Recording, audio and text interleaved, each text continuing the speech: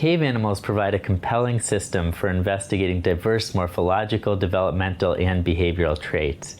But one of the limiting factors in establishing this model system is a lack of genetic tools that would allow us to manipulate gene function. Here we demonstrate 3 different approaches to manipulate gene function in the Mexican cavefish, Astyanax mexicanus. These tools will enable the investigation of the genes underlying natural variations between surface fish and cavefish and how they relate to phenotypes. Bethany Stahl, a talented postdoc in my laboratory, will demonstrate this procedure.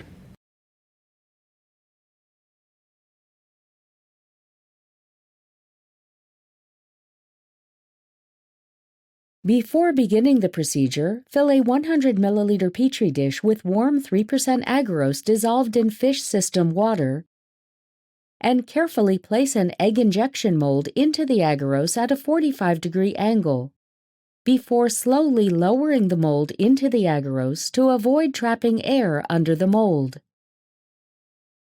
When the agarose has solidified, carefully remove the mold and store the plate at 4 degrees Celsius for up to 1 week.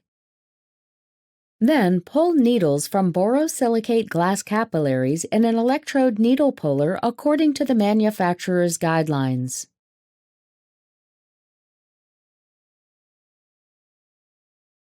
On the day of the injection, use a glass pipette to transfer single-cell eggs into the injection plate, filling up to 5 rows of the injection plate with 30 to 40 eggs per row. Keep the eggs hydrated with a small amount of fish system water. Thaw morpholino on ice and